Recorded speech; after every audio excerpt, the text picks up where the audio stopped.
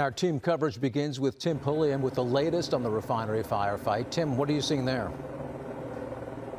Good morning, guys. Yeah, you can see that the fire is still burning, and you can see crews are dumping all of this water on it just to put it out. There's no active threat at the moment, so that is very good. Today, investigators will look at how and why this happened. It's just really incredible to see. Now I want to show you some video just moments after the explosion.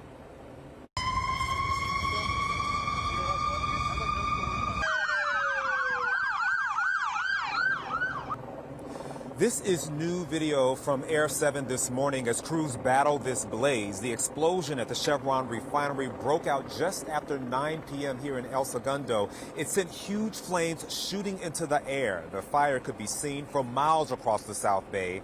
There were no mandatory evacuations, but there was a shelter-in-place order for Manhattan Beach that has since been lifted. El Segundo Fire and fire crews from the refinery responded. We spoke exclusively with the person who was working on site. Listen to their reaction.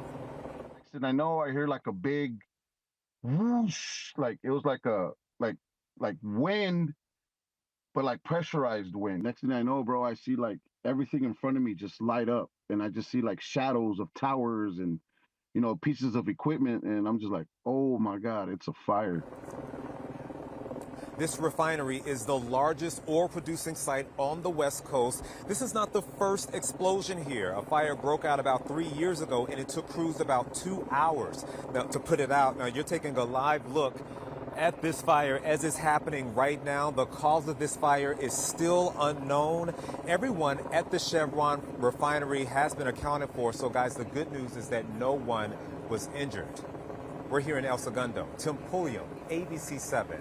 Eyewitness News. And Tim, you've been out there for a couple of hours at this point. Are you noticing a difference in the scene, in those flames, or even the smell that's out there?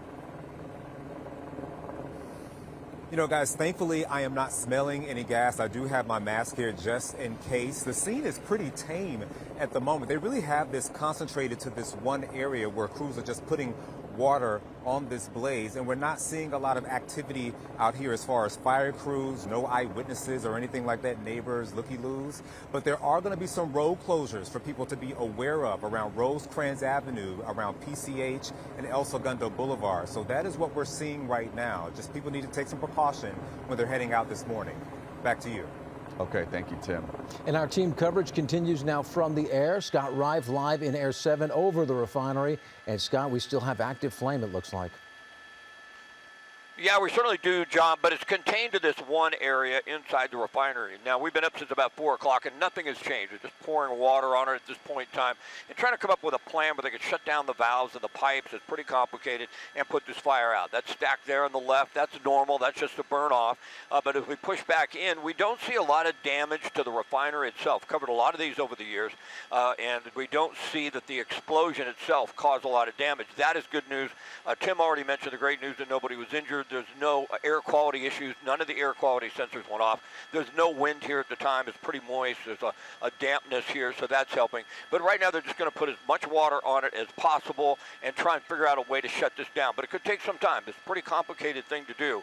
We've seen in the past, it's not an easy thing to do, and sometimes it can take several hours. So we'll keep an eye on it. But the good news from here right now is it's just not a threat. I think we have some video, and last night it was incredible, though. It was terrifying to the neighborhood when this happened. It looked like bombs were exploding just south of LAX and El Segundo. So you can only imagine how people felt. And then all of a sudden, the report came into shelter in place. They were talking about exposure to hazardous materials and things like that. People were running from top shelf there, as you can see right there. And it was just really a terrifying event for the neighborhood here in this area. But we're back out to the live shot. Right now, they've contained it. It's all good news, no threat to the community. And we're hoping, you know, the next several hours they'll be able to shut this down and start the investigation as to how this happened and make sure it doesn't happen again. John, Rachel, and Tony. And Scott, real quick, when you see the scale of that fire and the explosion, you'd think there'd be massive damage to that facility, but it looks like all the lights are on around the source of this thing. I mean, can you see any damage? Not a lot. You know, we can't see everything, John, but it's interesting. As I mentioned earlier, I've covered a lot of these in the past. I've seen the entire area has been damaged and blown apart. We see a little bit right there at the bottom of the flame. You can see some of the piping and the railing has been blown up, or it's been mangled to that area there. But I've seen it before where the entire area of that picture has been damaged, and we don't see a lot of damage here, so it's almost like the bark was a little worse than the bite. You know, a lot of flames shooting up in the air scaring people, but no toxic chemicals, nobody injured, and now we're just looking at trying to contain it completely and put it out.